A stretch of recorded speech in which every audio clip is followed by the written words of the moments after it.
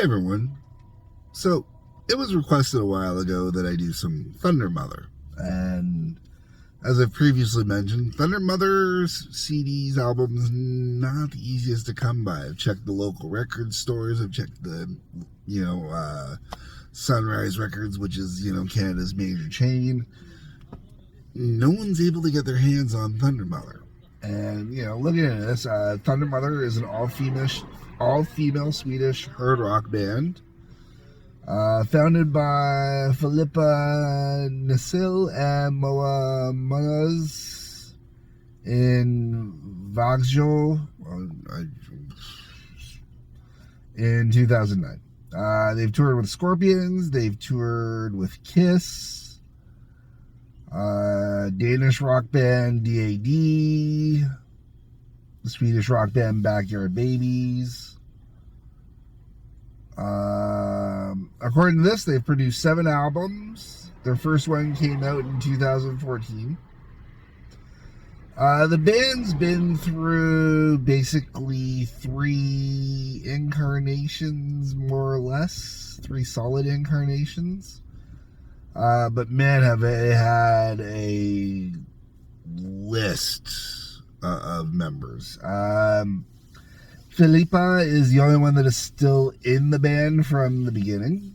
The band currently consists of Filippa Nasil, Masson Lindberg, Linnea Wikström, and Joan Masson. Oh, I hope I got these close. If I got any of those wrong, screwed them up, I'm totally bad. My apologies.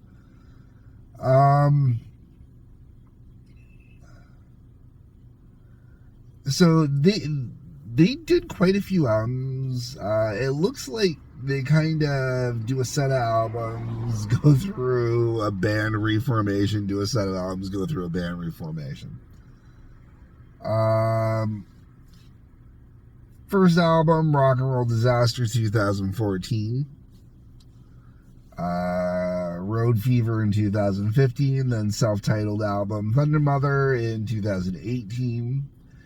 2020, you got Heat Wave, and 2021, you got the Heat Wave Deluxe Edition.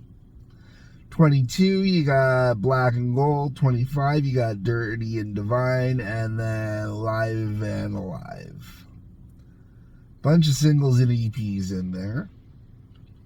Alright, now, so what I'm going to say with Thundermother is Thundermother basically, best description for me would be an all-female AC/DC. Really kind of got that great heavy rock and roll kind of sound. Reminds me of AC/DC in the 90s. I haven't listened to everything from theirs, but what I have listened to I've rather enjoyed quite immensely. Dog from Hell, which is like 5 years old. Driving in Style, which is like 6 years old. Let's see what else. Whatever is 8 years old. I've listened to a few parts of their tour. I tried to listen to songs from each era when listening to them. And the second era is probably, out of everything I've listened to so far, I think the second era is probably my favorite. I enjoy the vocalist the best in the second era. One thing I've discovered is it really looks like when it comes to Thundermother,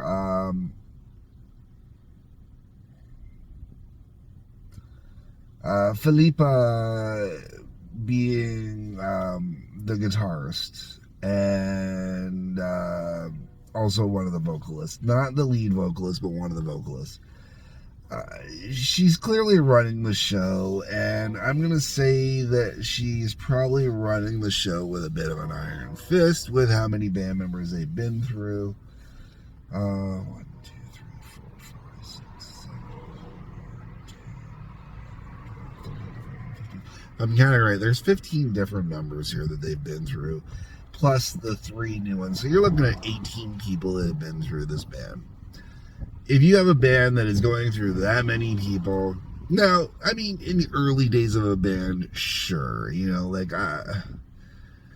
ultimately, I've played with Drucifer since high school, but the band names and the list of other members that have played around us or with us or whatnot over the years is quite extensive as well.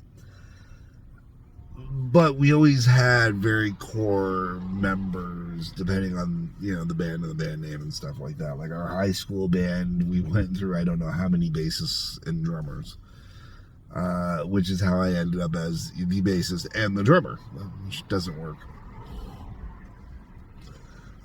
So I want to say that Philippa is most likely the biggest problem here. The other thing is, it looks like they've bounced labels a few times. It looks like they started on Warner Music when they were in Sweden, and that was for their 2014 release. Then they moved labels. They went to Despots from 2015 to 2019. And then they're with AFM 2020 to present. Aside from the rotating members of the band, I think that the label is the other problem with this band. There's good videos that are out there from the band, but most of the videos honestly look like they were shot by friends of the band and really have and serve no purpose for label promoting the band. It's the band promoting themselves, it looks like to me. As I've already mentioned, getting their albums is a pain in the ass, which really sucks because these guys are good. They're really enjoyable, and I'd really like to get some of these albums from them. Really check them out, really get into them, dig into them, cover them some more. But and I've gotten other Swedish bands, like I've covered other Swedish bands, Witchcraft,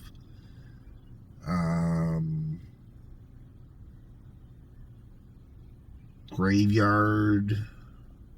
So it's not like we can't get the albums here. It's just we can't get Thundermother albums here. I'm going to probably have to order them off of the internet, which kind of sucks because that means I'll have to end up giving money to Bezos, I guess, and I hate doing that. I can always look to see if I can order directly from them, but I don't know, we'll see. The whole way around, though, if you're online and you're listening to stuff, check out Thundermother. Thundermother is definitely worth checking out. And, after you check them out, hopefully you like them enough that they're worth ordering an album or two from. I don't know. That's how I feel.